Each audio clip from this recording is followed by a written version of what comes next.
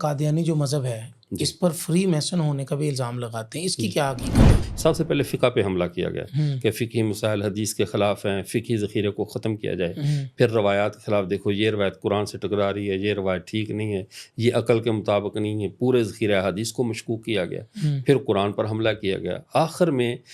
لیکن اس سب کے باوجود ایک بات اصولی ذہن میں رکھیں، روایات پر حملہ ہو، کتاب پر حملہ ہو، کچھ بھی ہو، امت جب تک اپنے نبی سے جڑی ہے وہ جڑی رہتی ہے، وہ ٹوٹتی نہیں. ہمارے ہاں تو قبر میں دفن ہو جاؤ بس ٹھیک، اللہ اب اس کو بہشتی مقبرے کا لالچ دے کر اس کی ساری فرنچائز کے طور پہ کھول دی جائیں اور ان کی پراپرٹی ہڑپ کرنی شروع کر دی جائے. ہوں، اپنی جائیداد کا 10% دو پھر تم جنت میں جا سکتے ہو، یعنی جنت کا داخلہ اعمال پر نہیں ہے، مال پہ کر دیا جائے. مال پہ تو کر یہ دیا۔ چیزیں ہیں جو نئی امت بنی ہے. وہ تو ہمیں لگتا ہے قادیانی بڑے خوش ہیں، ذرا ان سے پوچھ کر دیکھیں جی، وہ کس چنگل میں پھنسے ہوئے تڑپ رہے ہیں، 54 قسم کے چندے دے رہے ہیں جنت میں جانے کے چکروں میں، اور جنت پھر بھی نہیں ہے. جنت پھر بھی نہیں ہے۔ تو یہ عقیدہ ختم نبوت نے ہمارے پورے دین اسلام کو تحفظ رکھا ہے، جی، محفوظ کر رکھا ہے، ہمارے سماج کو، ہماری معیشت کو. یہ جو ختم نبوت کا عقیدہ ختم نبوت ہے، اس کی اتنی اہمیت کیوں ہے؟ اس امت کو یہ شرف حاصل ہے کہ پوری امت کو رسول اللہ صلی اللہ علیہ وسلم نے گھٹی دی ہوئی ہے.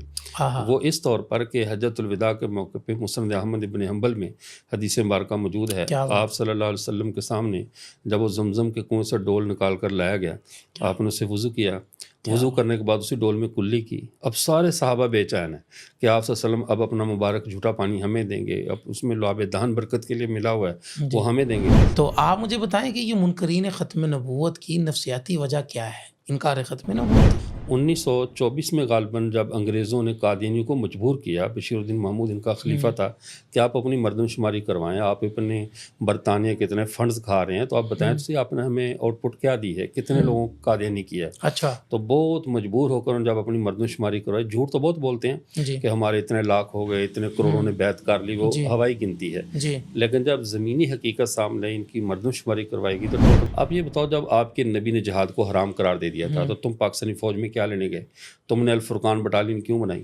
اور یہ اللہ کی سنت ہے. مرزا قادری نے کہا تھا اب امت میں لڑنے کی طاقت نہیں رہی، اس لیے اب جہاد کی حاجت نہیں رہی. اللہ نے اس کی بات کو توڑنے کے لیے ہمارے وطن عزیز کو ایسی فوج دی جس کا ماٹو ہی ایمان، تقوی، جہاد فی سبیل اللہ ہے.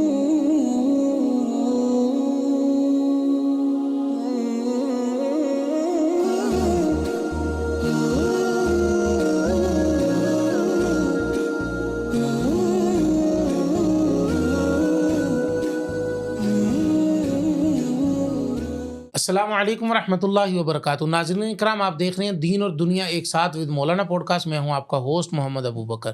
ناظرین اکرام، بہت شکریہ آپ نے اپنا قیمتی وقت نکالا آج کی ہماری پوڈ کاسٹ کو دیکھنے کے لیے. آج کا ہمارا موضوع ہے عقیدہ ختم نبوت، اور یہ جتنا حساس موضوع ہے اور اتنا ہی میں نے آنے والے مہمان کو اسی معاملے کے اندر حساس قرار پایا ہے. اور میں آپ کو ان کا تعارف کرواتا چلوں. میرے ساتھ آج موجود ہیں مفتی محمد رضوان عزیز صاحب، محتمم ہیں جو ہے وہ عارف والا سے، دارالعلوم ختم نبوت کے محتمم ہیں، اور ختم نبوت کے حوالے سے بڑا کام ہے اور اس موضوع کے اوپر ان کی بڑی گرفت ہے. اور میں چاہوں گا کہ آج ختم نبوت کے حوالے سے ہم، چونکہ آگے 7 ستمبر آ رہا ہے، گولڈن جوبلی آ رہی ہے، اور اس حوالے سے قافلے در قافلے آپ کو بھی ہم شرکت کی دعوت دیتے ہیں کہ آپ اس ایونٹ کے اندر، ختم نبوت ایونٹ کے اندر، آپ اپنے بچوں سمیت خاص طور پر اپنے چھوٹے بچوں کو ساتھ لائیں اور مینار پاکستان لاہور ضرور شرکت کریں. یہ ہماری طرف سے دعوت بھی ہے. اور آج اسی ختم نبوت کے حوالے سے جب بھی ستمبر آتا ہے، ختم نبوت کے اوپر گفتگو ہوتی ہے، تو ہم اسی گفتگو کو کرنے کے لیے میں لے کر آیا ہوں. سب سے پہلے آپ کو لے کے چلتے ہیں مفتی محمد رضوان عزیز صاحب کی طرف. السلام علیکم ورحمۃ اللہ. وعلیکم السلام ورحمۃ اللہ. مفتی صاحب کیا حال ہے؟ کیسے ہیں آپ؟ جی ٹھیک ہیں؟ الحمدللہ. اللہ سفر کیسے رہا؟ جی الحمدللہ. اللہ پہلی مرتبہ آپ ہمارے پوڈ کاسٹ آفس پہ تشریف لائے، اہلاً و سہلاً، بہت شکریہ. اور سفر کیسا رہا آپ کا؟ بالکل خیریت سے رہا. مفتی صاحب مجھے یہ بتائیں کہ یہ جو ختم نبوت کا عقیدہ ختم نبوت ہے، جی، اس کی اتنی اہمیت کیوں ہے؟ جی، بسم اللہ الرحمن الرحیم. محترم، پہلی بات تو یہ ہے کہ عقائد کی ویسے ہی انسانی زندگی میں بہت زیادہ اہمیت ہوتی ہے، بالخصوص ان لوگوں کے نزدیک جو کسی مذہب کے پیروکار ہوں. جی، جو آزاد خیال ہیں، ان کا نہ کوئی مذہب ہے، نہ ان کو اس معاملے میں کوئی اس کی حساسیت اور اہمیت کا پتہ ہوتا ہے. لیکن جتنے بھی آسمانی مذاہب کے پیروکار ہیں ان میں اپنے عقائد پر کچھ نہ کچھ حساسیت پائی جاتی ہے. باقی جو عقیدہ ختم نبوت ہے اس پر ہماری جو اہمیت ہے، اس کی جو وجوہات ہیں، یہ دین اسلام میں بنیادی اکائی ہے. اس لیے کہ اس امت کا جو پہچان ہے، اس امت کے جو یعنی جس کو ماٹو کہا جا سکتا ہے، باقی امتوں سے ہمیں جو جدا کرتا ہے، ان سے ہمیں ایک جداگانہ تشخص دیتا ہے، وہ عقیدہ ختم نبوت ہے. اور چونکہ جو بقیہ عقائد ہیں جیسے عقیدہ توحید ہے، رسالت ہے، اس طرح آخرت پر ایمان رکھنا ہے، جتنے بھی عقائد ہیں ان میں مجموعی طور پر تمام آسمانی ملتیں متفق ہیں. صرف عقیدہ ختم نبوت ایسا ہے جو اس امت کی خصوصیت ہے، دوسری امتوں کی نہیں ہے. دوسری امتوں کی ڈیوٹی میں یہ بات شامل تھی کہ اپنے وقت کے موجودہ نبی کو بھی مانیں اور آنے والے کا انتظار بھی کریں، اسے تلاش بھی کریں، پھر اسے پرکھ کر اس پر ایمان لائیں. صرف واحد یہی امت ہے جن کی یہ ڈیوٹی ہے کہ آنے والے کو ماننا اور تو دور کی پرکھنا تو دور کی بات، تھوڑا سا غور و فکر بھی نہیں کرنا. دل و دماغ میں اس معاملے میں کسی کے لیے کوئی جگہ، کوئی گنجائش، اور یعنی چھوٹا سا کہہ سکتے ہیں کہ ذرہ برابر بھی ایک راستہ نہیں چھوڑا گیا کہ کسی نئے نبی کو ماننے کی گنجائش ہو سکتی ہے. کیونکہ یہ امت تکمیل دین والی امت ہے، اس کے اوپر مکمل دین ہو چکا ہے اور اس کے تمام قواعد، اصول و شرائع مکمل ہیں. اب اگر عقیدہ ختم نبوت کو اہمیت نہ دی جائے، اس کی اہمیت نہ ہوتی، تو سب سے پہلے ہمیں جو شرف ملا ہے ساری امتوں میں تکمیل دین کا، یعنی آپ اندازہ کریں جب آپ صلی اللہ علیہ وسلم پر یہ آیت اتری الیوم اکملت لکم دینکم، تو ایک یہودی نہیں بلکہ کئی یہودیوں کی بظاہر تو چیخیں نکلی ہوں گی، لیکن جو حدیث میں نقل ہوئی وہ ایک ہی ہے. اس نے باقاعدہ حضرت عمر رضی اللہ تعالیٰ عنہ سے کہا کہ ان فی کتابی کا آیتن لو کان فی کتابنا لاتخذنا ذالک الیوم عیدا. آپ کی کتاب میں ایک ایسی آیت ہے، اگر وہ ہمارے پاس ہوتی تو ہم اس دن عید کا جشن مناتے. اللہ، اس سے اندازہ لگائیں کہ کتنی امتیں یہ اعزاز لینا چاہتی تھیں. تو جب وہ اعزاز ہمیں ملا ہے اور آپ صلی اللہ علیہ وسلم نے بڑے ناز سے کہا ہے انا آخر الانبیاء وانتم آخر الامم، اور ایک جگہ پر فرمایا لا نبی بعدی ولا امت بعدکم، میرے بعد کوئی نبی نہیں، تمہارے بعد کوئی امت نہیں ہے. اللہ، خاتم النبیین ہونا آپ صلی اللہ علیہ وسلم کا شرف ہے، اور خاتم الامم ہونا یہ ہمارا شرف ہے. تو کوئی بھی اپنا شرف ضائع نہیں کرتا. شرف کی اتنی اہمیت ہوتی ہے، آدمی اپنی پہچان ضائع نہیں کرتا. یہ ہماری پہچان ہے، اس لیے عقیدہ ختم نبوت کی ہمارے ہاں بہت زیادہ اہمیت ہے. مفتی صاحب، آپ نے ابھی عرض کیا کہ عقیدہ ختم نبوت کی اتنی اہمیت ہے، تو پھر آپ جب ہمارے ہاں، یہ میرا ایک سوال ہے اور میں آپ سے سوال کرنا چاہوں گا، ہمارے ہاں جو ایمان پڑھایا جاتا ہے، جیسا کہ ہم چھوٹے بچوں کو تعلیم دیتے ہیں، بچوں کو استاد پڑھانے کے لیے آتے ہیں، یا بچے کو ہم مسجد میں پڑھنے کے لیے بھیجتے ہیں، ناظرہ بچے آپ کے پاس بھی آتے ہوں گے تو پڑھنے کے لیے آتے ہوں گے، تو آپ ان کو جب وہ ایمانیات یاد کرواتے ہیں تو کیا آپ تب ان کی ایمانیات کے اوپر محنت نہیں کر سکتے ہیں کہ جیسا کہ ہم پڑھاتے ہیں آمنت باللہ و ملائکتہ و کتبہ و رسلہ والیوم الآخر والقدر خیرہ و شرہ من اللہ تعالی والبعث بعد الموت، تب ہم اس بچے کے اوپر محنت کرنا ہمارے لیے ضروری ہے، یا ہم بڑا ہونے کے بعد ہی بچے کو اس کی احساسیت دلواتے ہیں؟ دو چیزیں ہیں. ایک چیز یہ ہوتی ہے کہ جو بنیاد ہے، اکائی ہے بنیادی، اس کی بنیاد کیسے رکھنی ہے. یہ جو ایمان جس کی آپ نے کہ ایمان مجمل جس کو کہتے ہیں، بنیادی تفصیل ہے، یہ بنیادی اکائی ہے. آگے رسالت کے جب ایمان بالرسالت بچے کے دماغ میں بات ڈال دی ہے، اب ایمان بالرسالت کی جو آخری ڈگری ہے وہ ختم نبوت ہے. تو جیسے زمانہ طالب علم میں اسکول میں بچہ ہوتا ہے، پہلے وہ پریپ میں چھوٹی کتابیں پڑھتا ہے، تو آخری ڈگری اس کو آخر میں دی جاتی ہے. تو ابتداً ہی بچوں کے دل و دماغ میں اول تو یہ بات ڈالنا ضروری ہے، چونکہ ہمیں بہت ساری چیزوں کو دیکھنا چاہیے. قادیانیوں کے بعض اپنے بچوں کی تربیت کی ویڈیوز آئی ہیں، ان کو ہم نے دیکھا، ان کا جو لٹریچر ہے، بلکہ یہ میں آپ کے اس پروگرام کے تھرو یہ پیغام دینا چاہوں گا ان تمام ذمہ داران کو کہ جو اپنے اداروں میں بچوں کی تعلیم ان کے ذمہ ہے، تربیت ان کے ذمہ ہے. قادیانیوں نے اپنے بچوں کے لیے ایک ایسا نصاب بنایا ہے، یعنی 5 سال کے بچے کے لیے الگ نصاب ہے، 7 سال والے کے لیے الگ ہے، پھر 12 سال تک الگ ہے، پھر آگے جیسے پہلے والے کا اس نام رکھا کومپل، یعنی وہ نصاب ہے، میرے پاس پورا نصاب موجود ہے. کومپل، پھر اس کے بعد ہے گل، پھر گنچا، گلدستہ، گلشن احمدیہ، یعنی ہر ایک کومپل سے لے کر پھوٹنے والی کومپل سے گلشن، حتیٰ کہ وہ ہمارے یہاں ارتداد کا گلشن تو نہیں ہوتا، وہ تو بربادستان ہے، تو لیکن وہاں تک جانے کے لیے ابتدان کیا تعلیم ہے، اس 7 سال کی میں کیا تعلیم دینی ہے، 12 سال تک کیا تعلیم دینی ہے، انہوں نے اپنا مکمل نصاب بنایا ہے۔ اور ہمارے ہاں چونکہ اس مسئلے کی سنگینی اتنی عموماً پیش نہیں آتی، بس آپ دیکھیں نا، وہ جو حادثات ہوتے ہیں، جو کچھ بھی ہے، جہاں پر حادثات زیادہ ہاسپٹل وہیں زیادہ ہوتے ہیں، ایسے ہی ہے۔ تو ہمارے ملکوں میں قادیانی بالکل آٹے میں نمک کے برابر ہے، کچھ بھی نہیں، بلکہ آپ اس پہ ایک لطیفہ کے طور پہ سنیے۔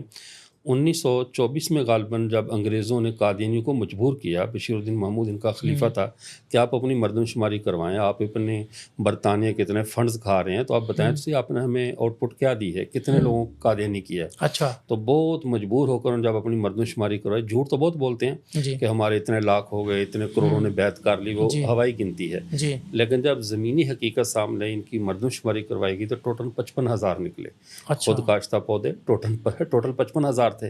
تو اب جب یہ صورتحال ہے تو انہوں نے اپنے نظام کو، چونکہ اقلیتیں عموماً منظم ہوتی ہیں، اکثریت عموماً غیر منظم ہوتی ہے، ہمارا المیہ جو ہے، چونکہ ہمارے ہاں عمومی طور پہ اکثریت کی وجہ سے اس تنظیم اور سازی نہیں ہوتی، لیکن ایک اور بات بھی ہے، چونکہ قادری کا عموماً واسطہ پڑتا ہی نہیں ہے، اذان سنیں گھروں میں ہر وقت اللہ اور اللہ کے رسول حضرت محمد صلی اللہ علیہ وسلم کا نام ہی سنا جاتا ہے، تو اس لیے الگ سے اس پہ اتنی توجہ نہیں دی جاتی، لیکن جہاں مسئلہ بنتا ہے پھر صاف ذرا وہیں پہ شدت بھی اس سطح کی اختیار کرنی پڑتی ہے۔ تو پہلے درجے میں تو یہ تعلیم انتہائی درجے کی ہے کہ آپ باقی نبیوں کو رسول ماننا کافی ہے، لیکن ہمارے نبی پر کامل ایمان ہوتا ہی تب ہے جب رسول بھی مانے اور ساتھ آخری رسول بھی مانے۔ امام طحاوی رحمۃ اللہ نے فرمایا، اگر ایک شخص یہ کہے کہ میں محمد رسول اللہ صلی اللہ علیہ وسلم کو اللہ کا رسول مانتا ہوں، لیکن مجھے یہ نہیں پتا کہ وہ آخری ہیں یا نہیں، تو یہ بھی ویسے ہی کافر ہے جیسے رسول اللہ کو رسول نہ ماننے والا کافر ہے، کہ یہ ایمانیات کا حصہ ہے کہ رسول اللہ کو اللہ کا رسول بھی ماننا ہے، ساتھ اللہ کا آخری رسول بھی ماننا ہے۔ تو جب یہ چیز ہے تو چونکہ اعلیٰ درجے کی تعلیم ہے تو اعلیٰ درجات میں جا کر آتی ہے، اور نچلے درجے میں عموماً ان کی کوئی اتنی تعداد نہیں ہے قادیانیوں کی، جہاں بھی ہیں بس شر پسندی میں زیادہ ہے کہ ان کا شور شرابہ بہت زیادہ ہے، زمینی حقیقت اس کے برعکس ہے۔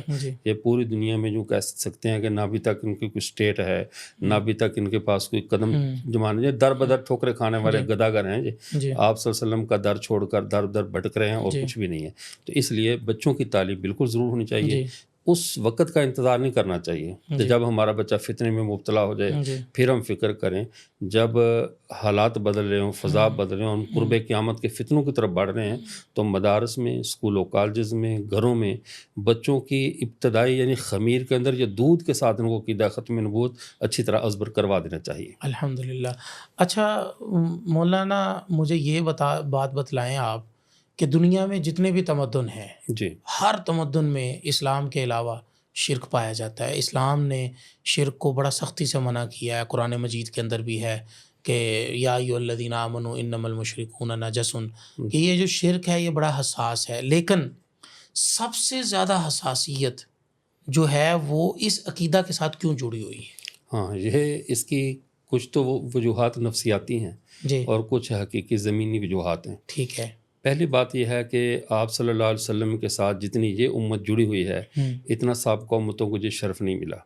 یعنی یوں سمجھ لیں کہ سابقہ امتوں نے اپنی آزادی عمل خدا کے ہاتھ میں دینے سے اعراض کیا، اور نبیوں کی دعوت پہ اکثر لبیک نہیں کہا گیا۔ بہت سارے نبیوں کے تھوڑے تھوڑے امتی رہے، حضرت عیسیٰ علیہ السلام کے ٹوٹل 12 کے قریب تھے، حضرت موسیٰ علیہ السلام کے بھی تھوڑے سے تھے، اس طرح بعض روایت میں آتا ہے حضرت نوح علیہ السلام کے ساتھ جو کشتی میں بیٹھنے والے تھے وہ 8 یا 80 یا 8 افراد تھے۔ لیکن اس امت کو شرف ملا کئی وجوہات سے کہ آپ صلی اللہ علیہ وسلم کے ساتھ جو جسمانی طور پر بھی اور روحانی طور پر بھی امت زیادہ جڑی ہوئی ہے۔ جتنی زیادہ جڑی ہے اور پھر ساتھ عقیدہ ختم نبوت جڑا ہوا ہے، تو یہ امت کا دل و دماغ رائی کے دانے برابر بھی کہیں دائیں بائیں جھانکنے کا رواداری نہیں ہے، کوئی بات سننے کے لیے تیار ہی نہیں ہے کہ محمد عربی صلی اللہ علیہ وسلم کے بعد بھی کوئی اور نبی ہو سکتا ہے۔ اس کی وجہ یہ ہے، جیسے ہم بچہ پیدا ہوتا ہے، اس کو ہم خمیر گٹی دیتے ہیں کسی اللہ والے کی، منہ سے کھجور، ہم کہتے چلو اس کو لعاب دہن اس کے پیٹ میں چلا جائے، تو وہ بچے کی عادت اور مزاج اس بزرگ پہ چلا جائے جس کو اس کو گٹی دی گئی ہے. یعنی کہ یہ گٹی والا سلسلہ بھی شروع ہوا، حضور علیہ الصلوۃ والسلام نے حسنین کریمین کو گٹی دی. جی بالکل. لیکن اس امت کو جو شرف حاصل ہے کہ پوری امت کو رسول اللہ صلی اللہ علیہ وسلم نے گٹی دی ہوئی ہے. وہ اس طور پر کہ حجۃ الوداع کے موقع پہ مسند احمد ابن حنبل میں حدیث مبارکہ موجود ہے. آپ صلی اللہ علیہ وسلم کے سامنے جب وہ زمزم کے کنویں سے ڈول نکال کر لایا گیا، آپ نے اسے وضو کیا. وضو کرنے کے بعد اسی ڈول میں کلی کی. اب سارے صحابہ بے چین ہیں کہ آپ صلی اللہ علیہ وسلم اب اپنا مبارک جھوٹا پانی ہمیں دیں گے، اب اس میں لعاب دہن برکت کے لیے ملا ہوا ہے وہ ہمیں دیں گے. لیکن آپ صلی اللہ علیہ وسلم نے کسی کو بھی نہیں دیا، بلکہ دوبارہ زمزم کے کنویں میں ڈال دیا کہ قیامت تک میرا جو امتی زمزم پیے اس کے پیٹ میں محمد کا لعاب دہن چلا جائے. جب پوری امت کے پیٹ میں اس امت کو یہ شرف ہے کہ رسول اللہ صلی اللہ علیہ وسلم کا لعاب دہن ان کے پیٹ میں، خون میں، رگ و ریشے میں گردش کر رہا ہے، تو اب ان کی حساسیت تو اسی حساب سے ہوگی. دوسری وجہ یہ ہے کہ میں اور آپ جس زمین پر بیٹھے ہیں، یہ زمین نے سب سے پہلے اللہ کی توحید کے بعد اگر کوئی اعلان سنا ہے تو ختم نبوت کا اعلان سنا ہے. اس کے خمیر میں اس دھرتی کے ختم نبوت شامل ہے. وہ اس طور پر کہ جب حضرت آدم علیہ السلام کو کنز المال میں حدیث ہے اللہ تعالیٰ نے سرزمین ہندوستان میں نازل کیا. انہوں نے تنہائی محسوس کی کہ میں یہاں پہ اکیلا ہوں، کیا صورتحال ہے. حدیث میں آتا ہے کہ لما نازل آدم بالہند استوحشا، جب آدم ہندوستان میں آئے انہوں نے وحشت کو محسوس کیا کہ میں تنہا ہوں، کیا کروں. تو اللہ نے حضرت جبرائیل علیہ السلام کو نازل کیا. انہوں نے آ کر اذان دی. اذان کے جب آپ صلی اللہ علیہ وسلم کی شہادت دی تو انہوں نے فوراً پوچھا من محمد، یہ محمد کون ہے جن کا آپ نام لے رہے ہیں؟ تو انہوں نے فرمایا آخر ولد کا من الانبیاء، نبیوں میں جو آپ کا آخری نبی بیٹا ہے اس کا نام محمد ہے. یعنی حساسیت کی یہ تو ہماری روحانی وجوہات ہیں کہ ہم آپ صلی اللہ علیہ وسلم کے ساتھ اتنے اٹیچ ہیں، اتنے جڑے ہوئے ہیں کہ ہم اس سے ایک لمحے کے لیے دائیں بائیں نہیں ہوتے اور ہم اس میں حساس ہیں. دوسری وجہ یہ ہے کسی بھی چیز کی جو بقا ہے نا وہ اہم ہوتی ہے. ہر انسان جیسے ہارٹ کا جو مسئلہ اتنا ہی حساس ہوتا ہے بجائے اس کے کہ ٹانگ سر اس کا مسئلہ، لیکن جو دل کا مسئلہ ہے ہارٹ کا مسئلہ بہت زیادہ ہوتا ہے. عقیدہ ختم نبوت اس امت میں پانی کی، جیسے کہ وجعلنا من الماء کل شیء حی، اللہ نے پانی میں ہر چیز کی زندگی رکھی ہے. اس پورے دین اسلام کی زندگی عقیدہ ختم نبوت سے جڑی ہوئی ہے. عقیدہ توحید بھی، رسالت بھی، فقہی احکام بھی. وہ اس طرح اگر نیا نبی آ جائے، نئے نبی کے آنے کے ساتھ پچھلی امت منسوخ ہو جاتی ہے. اس کی کتاب منسوخ، اس کی شریعت منسوخ، صحابہ سب وہ پھر وہ معیار باقی نہیں رہتا. اب دیکھیں آپ صلی اللہ علیہ وسلم کے اہل بیت علیہم رضوان ہیں، آپ صلی اللہ علیہ وسلم کے صحابہ ہیں، اب قیامت کی صبح تک یہ خط نسخ سے محفوظ ہیں. یہ قیامت تک یہی مقتدا ہیں. فقہا ہیں وہ بھی محفوظ ہیں کہ وہ بہی مانا کہ اب فقہا اور نظر پہ آتے رہیں جتنے بڑھتے رہیں، لیکن ان کا جو مقام ہے وہ بعد میں کسی اور کو نہیں مل رہا. آپ صلی اللہ علیہ وسلم سے جڑی ایک ایک چیز محفوظ ہے. اگر نیا نبی آنا ہوتا، ہر روز کوئی نیا نبی آتا، کوئی آ کر نمازیں تبدیل کر دیتا، کوئی روزے تبدیل کر دیتا، اور کوئی ہم اس میں ہمارا سماج بھی محفوظ ہے، ہماری معیشت بھی محفوظ ہے ختم نبوت کے عقیدے سے. پورا اوورال جتنا دین اسلام ہے سارے کا سارا محفوظ ہے عقیدہ ختم نبوت سے. آپ صلی اللہ علیہ وسلم تشریف لائے، آپ نے امت کو 40% پہ زکوٰۃ کا کہا ہے. یہ ہمارا معاشی تحفظ ہے. مرزا قادری نے آ کر کہا کہ ہر مہینے میرے لیے ماہواری چندہ دینا فرض ہے. تو اب یہ ایک اضافی چیز ہے. جس بندے نے سال بعد زکوٰۃ دینی تھی اب اس میں ماہواری لازم کر دو کہ تم نے ماہانہ اتنا دینا ہے، تو یہ تو اس کا معاشی تحفظ نہ رہا. اس کے بعد ہمارے ہاں تو قبر میں دفن ہو جاؤ بس ٹھیک اللہ. اب اس کو بہشتی مقبرے کا لالچ دے کر اس کی ساری فرنچائز کے طور پہ کھول دی جائیں اور ان کی پراپرٹی ہڑپ کرنی شروع کر دی جائے. اپنی جائیداد کا 10% دو پھر تم جنت میں جا سکتے ہو. یعنی جنت کا داخلہ اعمال پر نہیں ہے، مال پہ کر دیا جائے. تو یہ چیزیں ہیں جو نئی امت بنی ہے. وہ تو ہمیں لگتا ہے قادری بڑے خوش ہیں، ذرا ان سے پوچھ کر دیکھیں وہ کس چنگل میں پھنسے ہوئے تڑپ رہے ہیں، 54 قسم کے چندے دے رہے ہیں جنت میں جانے کے چکروں میں، اور جنت پھر بھی نہیں ہے. تو یہ عقیدہ ختم نبوت نے ہمارے پورے دین اسلام کو تحفظ دے رکھا ہے، محفوظ کر رکھا ہے، ہمارے سماج کو، ہماری معیشت کو، ہمارے تمام دینی سیٹ اپ کو. اور اس کی حفاظت کے لیے ضروری ہے کہ اور کوئی نیا نبی نہ آئے. اگر نیا آ گیا، نیا ختم نبوت کا اگر کوئی گنجائش ہوتی تو پھر ہمارے نبی تو کا دین تو دین نہ رہتا، پھر تو نئے کے ہم پیروکار ہوتے. تو اس حساسیت کی وجہ اس دین کی بقا ہے. اس دین کو قیامت تک باقی رہنا اور امت کو حساس رہنا. اگر حساس نہ رہے، ہر روز اٹھنے والی نئی آواز پہ کان اٹھا کر سننا شروع کر دے، آنکھیں اٹھا کر دیکھنا شروع کر دے، تو امت باقی نہیں رہے گی. اس امت کی بقا کا راز ہے اس میں. جی آپ نے فرمایا کہ جو یہ قادیانیوں سے یا منکرین ختم نبوت جو ہیں ان سے پوچھ کر دیکھیں کہ ان کے کیا کیا حالات ہیں, 54 قسم کے وہ جی مختلف جو ہے نا وہ جنت میں جانے کے لیے چندہ دے رہے ہیں. جی جی تو آپ مجھے بتائیں کہ یہ منکرین ختم نبوت کی نفسیاتی وجہ کیا ہے؟ انکار ختم نبوت ہے یا کچھ اور ہے؟ جی اب دیکھیں دو چیزیں ہیں. جو منکرین ختم نبوت ایک ہے جنہوں نے خود دعوی نبوت کیا, جی ایک وہ جو ان کے پیروکار ہوئے, دونوں کی نفسیات الگ الگ ہوتی ہیں. اچھا ہاں, جو منکر ختم نبوت ہوتا ہے, نبوت کا دعویٰ کرتا ہے, جی مدعی بالکل نبوت ہے, ایسے ایسے اس کے پیچھے ایک نفسیات جو اصل مین مسئلہ ہوتا ہے نا, وہ ہوتا ہے کہ لوگ میری آگے جی کریں, میری اطاعت کریں, میرے ساتھ اختلاف رائے نہ کریں. جی چونکہ دنیا میں ایک ہی ہستی ایسی ہوتی ہے جس سے اختلاف رائے کرنا حرام ہوتا ہے, اور وہ نبی کی ہستی ہوتی ہے. اس کی بات کو لیا جاتا ہے, اطاعت کی جاتی ہے, اس کے آگے چوں چرا نہیں ہو سکتی. رائے دی جا سکتی ہے لیکن اس کی رائے کے مد مقابل اپنا ایک موقف لانچ نہیں کیا جا سکتا. درست بات ہے. اب دیکھیں امام اعظم ابو حنیفہ رحمۃ اللہ علیہ ہیں, فقہ میں امام ہیں, جی لیکن ان کے شاگرد ان سے اختلاف کر رہے ہیں کہ انہوں نے اختلاف کا حوصلہ دیا, جی انہوں نے حوصلہ افزائی کی. ان کی فقہ شرعی فقہ ہے, جی یعنی اس کو کہہ سکتے ہیں کہ تقلید شخصی تو جی نہیں, جی جی تشخص معین ہے. جی جی جی اب وہ ائمہ کو کھڑا کیا, وہ اختلاف کر رہے ہیں, کبھی فتویٰ امام یوسف کے قول پہ آ رہا ہے, کبھی امام محمد کے قول پہ آ رہا ہے. جی بالکل ایسے. اس کی وجہ کیا ہے؟ وجہ یہی ہے کہ وہ نبی نہیں ہے, وہ کوئی مفت عرض و طاعت نہیں ہے کہ امام ابو حنیفہ نے جو کہہ دیا اس کا ماننا فرض ہے. تو انہوں نے اس پہ محسوس بھی نہیں کیا, وہ اپنے نبی کی اتباع میں چلتے رہے. وہ لوگ جن کو ہوتا ہے کہ میری ایسی پیروی کی جائے کہ جیسے میری بات ماننا فرض ہو, میری رائے کا خلاف کرنا جائز نہ ہو, اور میں جو مال لوں جان لوں کوئی آگے سے بات نہ کرے, میرے اوپر سوال نہ اٹھائے جائے. تو یہ وہ نفسیات ہوتی ہیں جو آدمی کو اس سطح تک لے کر جاتی ہیں. چونکہ یہ مقام نبوت کو حاصل ہوتا ہے, نبی مال کسی کا لے, نبی کوئی پیغام بھیجے تو لوگوں پہ قبول کرنا واجب ہوتا ہے, نافرمانی نہیں ہو سکتی. اب اسی شوق میں جیسے مرزا غلام احمد قادیانی برصغیر پاک و ہند کا ایک بہت بڑا کذاب گزرا ہے, اب اس کو یہی مسئلہ تھا, وہ اپنی ایسی ہی اطاعت چاہتا تھا. دو معاملات میں اس کی مشہور ہے واقعات. اب محمدی بیگم کے ساتھ اس نے شادی کا ایک سرکل چلایا کہ میرے سے شادی ہونی چاہیے, اور اپنے تمام خطوط میں اپنے مقام نبوت کو زیر بحث لاتا رہا. کبھی میں آسمان سے میری سچائی کی دلیل ہے, میری شادی کروائی جائے. اور یہ کیسی امت تھی اس معاملے میں, اس کے اوپر الزام تراشی تو کر رہی ہے, اس کو چپ تو کروا رہی ہے, اور اس کی اشک شوئی نہیں کر رہی کہ تیرا رشتہ بھی کروا دیتے ہیں. وہ ساری زندگی ناکام مرا.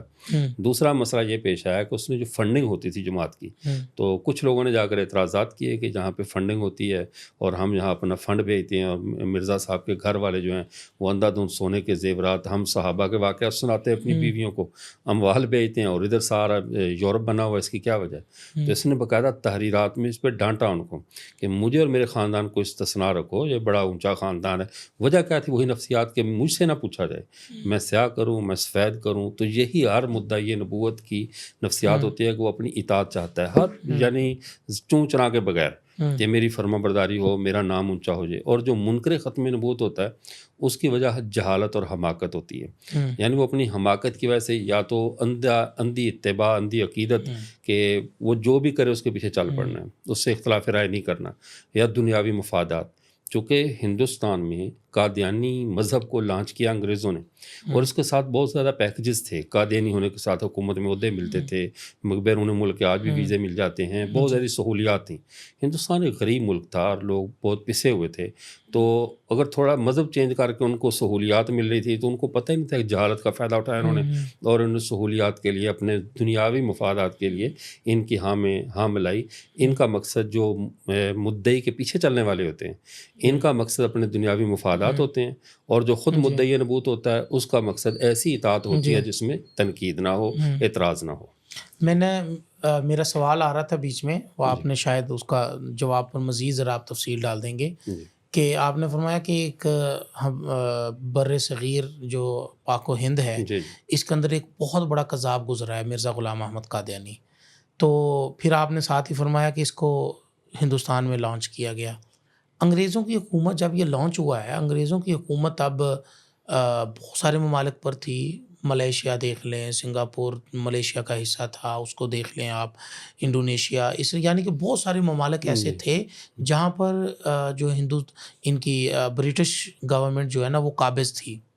لیکن یہی جگہ کا انتخاب کیوں کیا گیا کہ مرزا غلام احمد قادیانی کو, یہ اس مذہب کو یا اس اقلیت جس کو ہم قرار دے چکے ہیں, اس کو یہیں سے کیوں لانچ کیا گیا ہے؟ یہ بہت عمدہ سوال ہے. بات اس میں سمجھنا چاہیے کہ اصل میں سونے کی چڑیا تھی ہندوستان, اچھا اور یہاں پہ جو ذہنی طور پہ ایک نا مسلمان مجموعی طور پہ جو قوم ہے، جی اس قوم کے مزاج میں جذبہ حریت جو ہے، آزادی کا ایک جذبہ ہے، جی یہ کسی کی غلام نہیں رہ سکتی. اور انگریز کا جو مقصد تھا وہ غلام بنانا تھا. اور جیسے آپ صلی اللہ علیہ وسلم نے اس قوم کو اتنا درس حریت جی دیا ہے کہ جب ایک صحابی اس کے دربار میں گئے، کیا نام جی تھا اس کا، کیسر یا کسریٰ کے دربار کسریٰ کے میں، دربار کسریٰ، میں انہوں نے جی کیا کہا تھا، اللہ ابتعثنا لنخرج العباد من عبادت العباد الی عبادت رب العباد. واہ ہم تو دنیا میں آئے اس لیے ہیں کہ بندوں کو بندوں کی بندگی سے نکال کر اللہ کی بندگی میں لے کر جاتے ہیں. جی ومن جور الدیان الی عدل جی الاسلام، ہم دینوں کے جبر سے نکال کر اسلام کے نظام عدل میں لاتے ہیں. بالکل ایسے ومن ضیق الدنیا الی وسعتها، ہم دنیا کی تنگیوں سے وسعت کی طرف لے کر آتے ہیں. جی تو یہ اسلام کا مزاج ہے، مزاج حریت. اب انگریز کو پتہ ہے کہ جہاں پر مسلمانوں دوسرے ملکوں نے جو کیا اس کا میں الگ جواب دیتا ہوں. ہندوستان میں چونکہ جو ہندو اور سکھ تھے یہ جی پہلے سے غلامی کی زندگی گزار رہے تھے، کبھی پنڈتوں کے غلام، کبھی پروہتوں کے غلام، حتیٰ کہ غلامی کی باتیں وہ گدھے، بیل، بندر، ان کو اپنے دیوتا ماننے والے، ان سے کوئی حریت کی امید نہیں رکھی جاتی، نہیں وہ رکھی بغاوت کریں گے. بالکل ایسے مسلمان یہاں پہ بہت سالوں سے، کئی صدیوں سے حکمران چلے آ رہے تھے. ان کے رگوں میں وہی آزادی کا اور حکومت کا خون دوڑ رہا تھا. ان کو کس آواز پہ دبایا جائے، کس طرح ان کی ذہن سازی کی جائے کہ ان کے اندر سے وہ حرارت اور آزادی والے جراثیم ختم ہو جائیں. یہ غلام بن کر رہے ہیں. اس کے لیے انہوں نے کئی کام کیے. جیسے مثال کے طور پر انہوں نے یہ کیا کہ پہلے کچھ نثر کے ماہرین جنہوں نے بڑے تعلیم یافتہ طبقے میں اس کو اس سطح پر لائے کہ وہ لوگوں کی ذہن سازی کریں، جیسے الطاف حسین حالی ہے، محمد حسین آزاد ہے، ڈپٹی نذیر احمد ہے، جنہوں نے دنیا کو یہ دروس دیے، یہ اولی الامر ہیں، ان کی اطاعت کرو، ان کی فرما برداری کرو. مولوی چراغ علی جموی، سر سید احمد خان، یہ سارے ذہن سازی کے لیے تھے. لیکن جب یہ سارے تجربے ناکام ہوئے تو آخر ان کے پاس پتہ ایک ہی رہ گیا تھا کہ اب بنام خدا روکا جائے. جب نثر اور نظم سے اور ان کے پیروں فقیروں سے یہ کام نہیں بن پایا تو انہوں نے کہا بنام خدا روکو. اور بنام خدا کیسے ان کو بنایا جائے گا؟ اس کے لیے ان کے پارلیمنٹ میں 1870 میں بینجامن ڈزرائیلی ان کا وزیر اعظم تھا، اس نے ایک باقاعدہ وفد بھیجا مستشرقین کا، جس میں سر ویلی میور تھا، ڈبلیو ہنٹر تھا، جنرل اے کے کنزی تھے، یہ لوگ تھے. انہوں نے آ کر باقاعدہ ہندوستان کا سروے کیا اور یہ اس بات کو، ان کی جو سینٹرل انٹیلیجنس کی جو رپورٹ ہے اس میں بھی اس بات کی پوری چرچا وضاحت کی گئی ہے.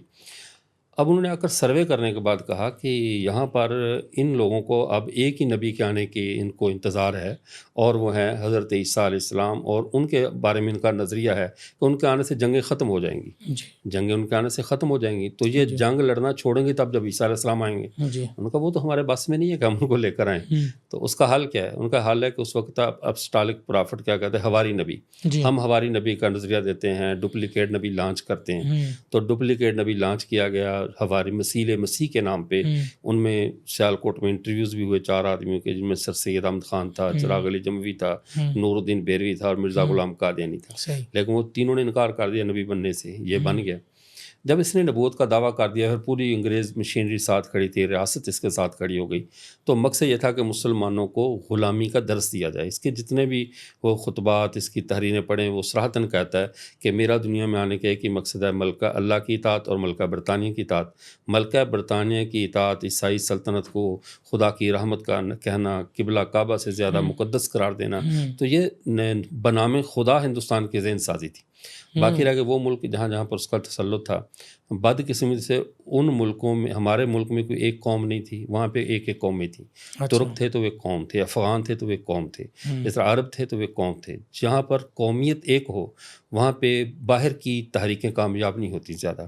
اور جہاں پہ اچار بنا ہو نا، مرتبان بنا ہوا، کئی اقوام کا ملغوبہ سا بنا ہو، وہاں کوئی بھی تحریک ہو کامیاب ہو جاتی ہے. ہندوستان مسئلہ کئی اقوام کا، کئی تہذیبوں کا، یہ مدفن بھی ہے، کئی تہذیبوں کا مظہر بھی ہے. اس میں کوئی بھی نئی چیز لانچ بھی کی جا سکتی ہے اور اسے اکھاڑی بھی جا سکتی ہے. اب افغانستان میں اس نے سید جمال الدین افغانی کو لانچ کیا، لیکن اس نے مہدویت کے دعوے کی راہ تو ہموار کی، لیکن دعویٰ نہیں کر سکا. ایران میں بھی چونکہ ایک مستقل قوم آباد تھی، وہاں پر اس نے محمد حسین نوری کو، جس نے بہائی مذہب، بابی مذہب کی بنیاد رکھی، اسے لانچ کیا، لیکن اسے رسوخ نہیں ملا. اور دوسری عقل مندی بابیوں اور بہائیوں نے یہ کی، انہوں نے اسلام سے اپنے آپ کو لا تعلق قرار دے دیا.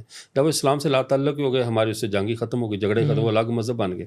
پھر اسی طرح مصر کے اندر مفتی محمد عبدہو اور اس طرح، اور یہ فری میسنز یہ سارے لوگ کام کرتے رہے.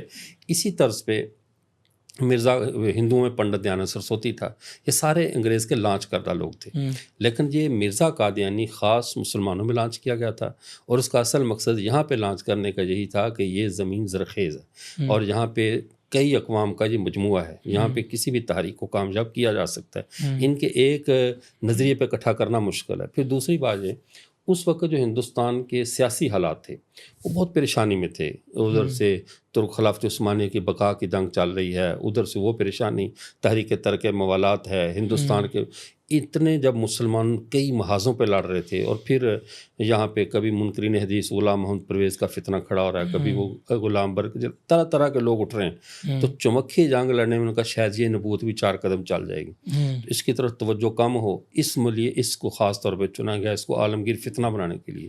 جب تک سب کی توجہ ہوئی تب تک یہ کافی تناور درخت بن چکا تھا، تو یہ مسئلہ بنا اس کو ہندوستان میں لانچ کرنے کا کہ یہاں اس کا تسلط سب سے زیادہ مضبوط تھا اور یہاں کے لوگ زیادہ جلدی قائل ہونے والے تھے۔ جی اچھا، بعض لوگ جو ہے نا قادیانی جو مذہب ہے اس پر فری میسن ہونے کا بھی الزام لگاتے ہیں، اس کی کیا حقیقت ہے؟ اصل میں ذرا روشنی ڈالیں۔ یہ کوئی افسانہ نہیں ہے، یہ حقیقت ہے۔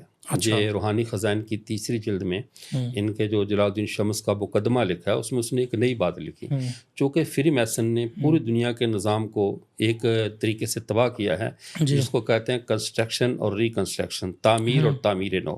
تعمیر ہوتی کنسٹرکشن، ایک ریکنسٹرکشن کو دوبارہ گرا کر پرانی عمارت کو گرا اور نئی تعمیر کرو۔ اسی اپنے نظریے کے ساتھ انہوں نے پہلے عیسائی مذہب کو شکست دی ہے، عیسائیت کو خراب کیا کہ ریکنسٹرکشن کے نام پہ پرانی روایات کو چھوڑو، پرانی تہذیب کو چھوڑو، اس کو گرا اور گرا کر نئی عمارت کھڑی کرو۔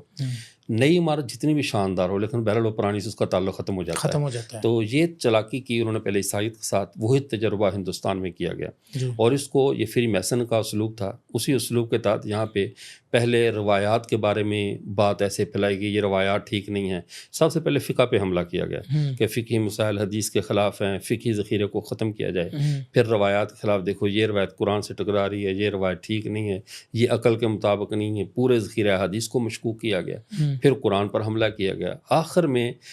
لیکن اس سب کے باوجود ایک بات اصولی ذہن میں رکھیں، روایات پر حملہ ہو، کتاب پر حملہ ہو، کچھ بھی ہو، امت جب تک اپنے نبی سے جڑی ہے وہ جڑی رہتی ہے، وہ ٹوٹتی نہیں۔ تو آخری حملہ امت کی وحدت پہ تھا، اور امت کی وحدت نبی سے ٹوٹتی ہے اور نبی سے بنتی ہے۔ یہ امت کی وحدت بنی ہوئی تھی محمد عربی صلی اللہ علیہ وسلم کے ساتھ۔ فری میسن نے یہاں پہ یہ چال چلی کہ حملہ کیا جائے ان کے نبی کی ذات پر، نیا نبی کھڑا کر دیا جائے، اس امت کی وحدت ٹوٹ جائے، چلے کچھ بھی اس کی آواز پہ لبیک کہنے والے آ جائیں تو نتیجہ یہی نکلے گا کہ وہ سارے کے سارے اس میں امت کی وحدت ٹوٹ جائے گی۔ تو یہ فری میسن ہے، اور 3 جلد میں اس نے اعتراف کرتے ہوئے کہا، پوری دنیا کے دانشور، میں مفہوم عرض کرتا ہوں، دانشور اور عقل مند جو ہے وہ دوڑے آ رہے ہیں کب ہندوستان میں تجدید نو، دین کی تعمیر نو کا آغاز ہو چکا ہے، اور وہاں پہ ایک ایسا شخص موجود ہے جو محمد کا ہم پلہ ہے، کرشناچاریہ کا ہم پلہ ہے، فلاں کا ہم پلہ، اور مرزا غلام احمد قادیانی۔ یعنی پوری دنیا میں تحریک کس نے چلائی ہے، اور اس پر یہ پورا یہ سیٹ اپ کیوں چلا؟ اور پھر دوسری بات یہ ہے، یہاں پہ میں ضمن اس بات وضاحت مزید کر دوں، اصل میں فری میسن کے سامنے فلسطین کا قیام تھا، اور فلسطین کے قیام کے لیے 1897 میں تھیوڈور ہرزل نے ریاست جس کو چنا تھا وہ تھی فلسطین، ارض فلسطین، اس میں خلافت عثمانیہ سے وہ لینا چاہتے تھے۔ لیکن اس کے برعکس ایک یہودی پہلے ریاست بنا چکا تھا، امریکہ کے شکاگو جمسین نامی جھیل کے ساتھ، جان الیگزینڈر ڈوئی اس کا نام تھا۔ یہ روحانی یہودی تھا، اس کا سرمایہ دارانہ نظام سے تعلق نہیں تھا، تو اس نے اپنی ایک ریاست بنا لی تھی وہاں پہ، اور ریاست بنا کر اس نے سارے یہودی، مذہبی یہودیوں کو وہاں جمع کرنا شروع کر دیا تھا۔ لیکن وہ شکاگو تھا، اس میں یعنی ان کا کوئی فائدہ نہیں تھا یہودیوں کا۔ یہ چاہتے تھے اس جگہ پہ قبضہ کرنا جو نہر سویز کے کنارے ہے، یہاں پہ 2 بر اعظموں کی یعنی تجارت ہونی ہے، تو یہاں پہ قبضہ کرو تاکہ فائدہ۔ تو جو سرمایہ دار یہودی تھا وہ ریاست نہر سویز کے کنارے بنانا چاہتا تھا، اور جو مذہبی یہودی تھا وہ جمسین نامی جھیل پہ جمع ہو رہا تھا، جان الیگزینڈر ڈوئی پہ۔ اب ہوا کیا کہ انہوں نے کہا کون سا بندہ ہے جو اس کے خلاف کام کرے، اب مرزا قادیانی کے آپ روحانی خزائن کی 22 نمبر جلد اٹھا کر دیکھیں، وہ بار بار اس بات پہ گلا کر رہا ہے کہ میں جان لیگزر ڈوئی کو چیلنج کر رہا ہوں کہ آؤ میرے ساتھ مباہلہ کرو، تو سچا مسیح نہیں ہے میں. اس نے بھی مسیح ہونے کا دعویٰ کیا ہوا تھا، تو اس نے کہا جی تو سچا مسیح نہیں ہے، سچا مسیح میں ہوں. لیکن کہہ رہا وہ مجھے کہتا میں ہندوستانی پاگل گیا کہ مجھے اگنور کر رہا ہے، مجھے اہمیت نہیں دے رہا. اب مرزا قادیانی کو پوری دنیا کے یہودیوں کو مطمئن کر رہا تھا کہ وہ صحیح مسیح نہیں ہے، اس کی بات نہ مانو، سچا مسیح میں ہوں، اس مسیح کو چھوڑ دو. مطلب کیا ہے کہ وہ اس کا جو مذہبی تشخص یہودیوں میں قائم ہے اور یہودی اس کے گرد گرد شکاگو میں جمع ہو رہے ہیں، اس کو چھوڑ دیں اور تھیوڈور ہرزل کے کہنے پہ وہ فلسطین میں جمع ہو جائیں. یہ وہ فری میسن پالیسی تھی جس کے تحت مرزا قادیانی نے یہودیوں کے لیے فلسطین کی راہ کو ہموار کیا، اور وہ اس یہودی کو جھوٹا کہا جو یہودی روحانی یہودیوں کو شکاگو میں جمع کر رہا تھا. اس طرح اور بھی کئی مسائل میں نے اس پہ پوری ایک کتاب لکھی ہے، ابھی کمپوز ہو رہی ہے، یہودیوں اور قادیانیوں کے جو مشترکات ہیں، 40 کے قریب ان کے ایسے مشترکات ہیں کہ جیسے حزب نال بن نال، جیسے پاؤں کے دو جوتے برابر ہوتے ہیں، ایسے ان کے عقائد برابر ہیں بالکل اس معاملے میں. تو ان کو فری میسن کہنا غلط نہیں ہے، بلکہ فری میسن ہی کا چربہ ہے سارا. صحیح ہے. اچھا مفتی صاحب مجھے یہاں پر بتائیں کہ جو فتنہ قادیانیت ہے جی، یہ مذہبی مخالفت سے ہٹ کر تو انہوں نے کوئی نسل انسانی کی بھلائی کے لیے بھی کوئی کام کیا ہے؟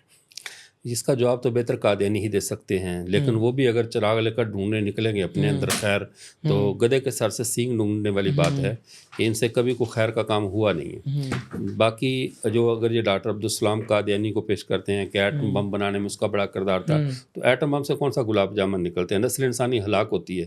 تو ان کا جو ہیروز ہے نوبل انعام یافتہ، اس نے بھی کوئی ہلاکت انسانیت کے کام کیا ہے. خیر کا کام قادیانیوں سے ناممکن ہے، چونکہ کنتم خیر امت، یہ محمد عربی صلی اللہ علیہ وسلم کی امت کی خصوصیت ہے. باقی پوری دنیا میں جعلی دعوے کرنا اور اپنے آپ کو بہت زیادہ بڑھا چڑھا کر پیش کرنا وہ تو ان کا ہے. رفاہ عامہ کے کام، ہم ہاسپٹل بناتے ہیں یا یہ چیزیں، تو یہ تو بہت سارے لوگ عام دوسرے مذاہب کے لوگ بھی کرتے ہیں، جو کہ نسل انسانی کی بھلائی کے لیے قادیانیوں نے ابھی تک کوئی ایسا نہ قانون بنایا ہے، نہ کوئی ایسی کتاب لکھی ہے جس نسل انسانی کے جدید معاشی مسائل حل ہوں یا ان کے کوئی تجارتی مسئلے حل ہوں. کوئی ایسا موضوع نہیں ہے.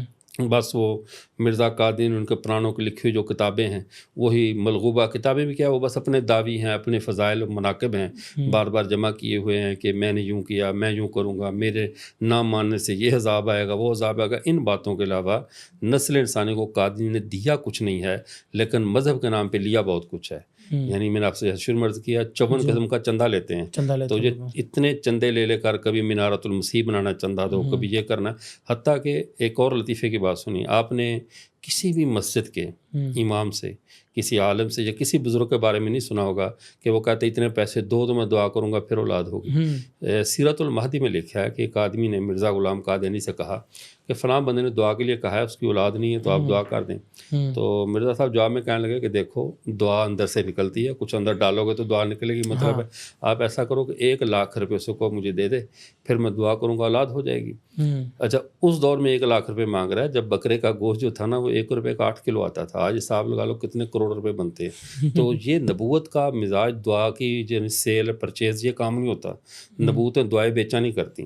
تو انہوں نے ہمیشہ دین کے نام پہ، دعا کے نام پہ، حتیٰ کہ ان کا ایک مبشر کالو ہے، ان کا مفتی اعظم ہے جامعہ احمدیہ کا، اس کا ایک بیان نیٹ پر یوٹیوب پر موجود ہے، آپ کبھی سرچ کر لینا. قادیانیوں سے، احمدیوں سے، بقول احمدی تو کہنا ان کو حرام ہے، جائز نہیں ہے، یہ قادیانی ہی ہے.